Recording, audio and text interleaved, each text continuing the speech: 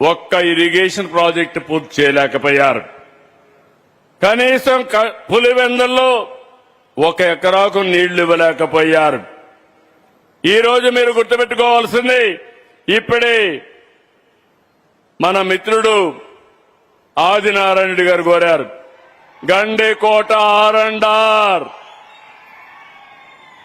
నేను అడుగుతున్నా నాటి ముఖ్యమంత్రిని, ఒకప్పుడు ఆర్ఎండ్ఆర్ నేనే ఇచ్చా, మళ్లీ ఆర్ఎండ్ఆర్ నేనే మీకు ఇచ్చి మీ సమస్య పరిష్కారం చేస్తానని హామీ ఇస్తున్నా.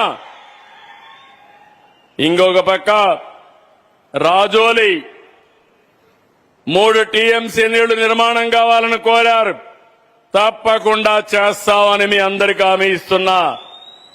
ఇంకో పక్క ఎస్ఆర్బీసీ కంటిన్యూషన్ కూడా చేస్తాం. ఆర్టీపీపీ పక్కనే ఉంది, అది ప్రారంభించింది ఎన్టీ రామారావు గారి పీరియడ్ లో ప్రారంభించాం. ఇంకా కొంతమందికి ఉద్యోగాలు రావాలి, అక్కడ గాని ఇక్కడ గాని ఉద్యోగాలు ఇప్పించే బాధ్యత నేను తీసుకుంటానని మీ అందరికీ హామీ ఇస్తున్నా. ఇంకో పక్క పూలే స్కూల్ అడిగారు, అది కూడా క్లియర్ చేస్తాం. ఇక్కడి నుంచి రాబోయే రోజుల్లో రోడ్డు అడిగారు, అవన్నీ ఇస్తాం. ఈ రోజు మీరు గుర్తుపెట్టుకోవాలి, అవుకు టనల్ పూర్తి చేసి కడాన పులివెందులకు కూడా చీనీ తోటల బతికిచ్చాం. పైడిపాలెం చిత్రావతి లిఫ్ట్లు పూర్తి చేసి రైతుల కష్టాలు తీర్చాం.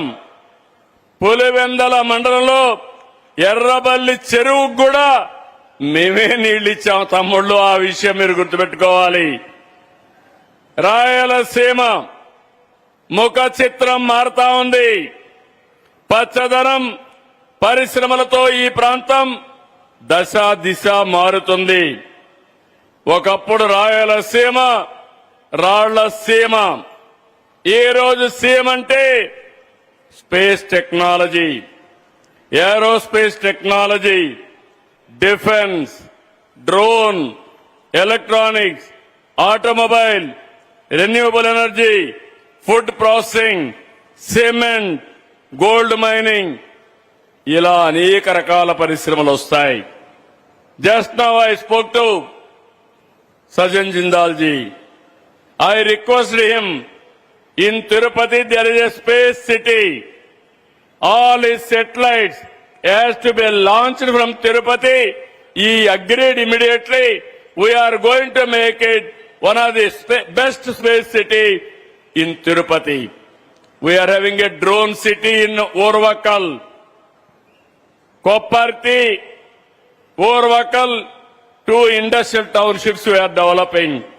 Now I request him, make Orvakal drone city as a hub for defense applications and also civilian applications.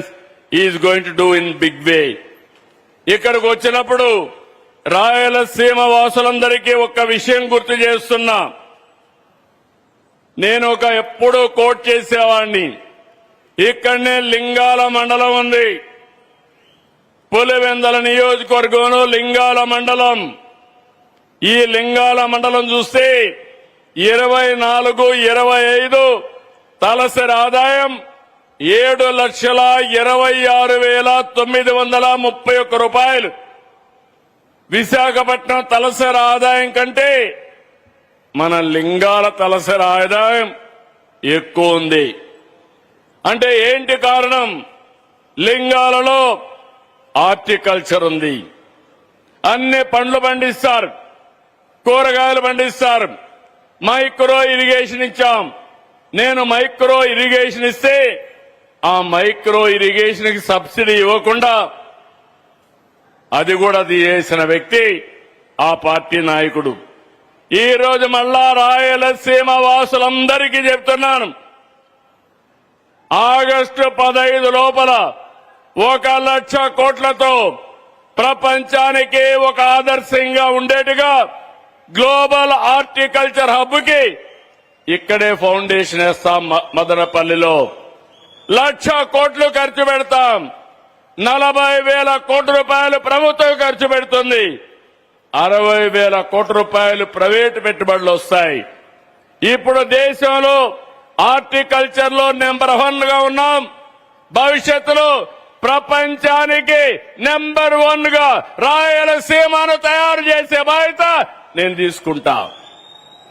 లింగాల ఒక మోడల్ మాత్రం ఇలాంటిదంతా కూడా రాష్ట్రం అంతా రావాలి, రాయలసీమ అంతా కూడా రావాలి. మన ఆదాయం పెరగాలి, మన జీవన ప్రమాణాలు పెరగాలి. దానికి క్లారిటీతో మీ అందరి ముందుకు వస్తామని చెప్పి కూడా నేను మీకు తెలియజేస్తున్నా.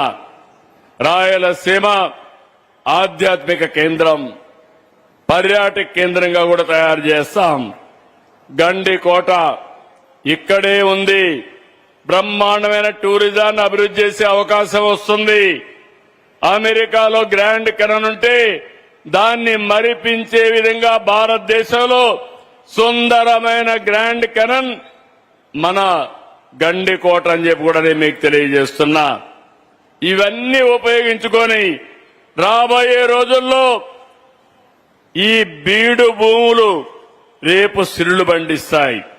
హార్టికల్చర్ పంటలతో భూములకు రెక్కలొచ్చే పరిస్థితి వస్తుంది. ఈ రోజు మన పల్లెలే రేపు సంపదకు సృష్టి అవుతాయని చెప్పి కూడా నేను మీకు తెలియజేస్తున్నా. ఇక్కడ ఉండే వాళ్ళందరూ గుర్తుపెట్టుకోవాలి, సీమలో ఫ్యాక్షన్ పోయింది. మీ అందరికీ జ్ఞాపకం ఉంటుంది.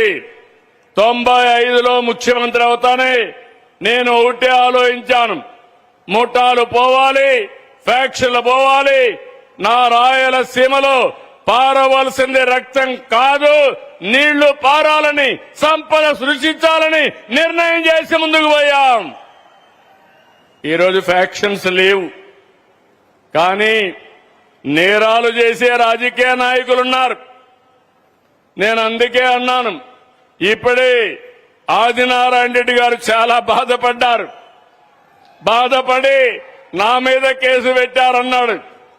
ఆదినారాయణ రెడ్డి గారు మీరు బాధపడక్కర్లేదు, నేనే ముఖ్యమంత్రి. అప్పుడు నేను ముఖ్యమంత్రిగా ఉంటే బాబాయిని గొడ్డలతో లేపేసి నెక్స్ట్ డే నారాసుర రక్త చరిత్రను నా చేతిలో కత్తి పెట్టి నన్ను దోషిగా చేసి రాజకీయ లబ్ధి పొందారు. అవునా కాదా అని మిమ్మల్ని అడుగుతున్నా.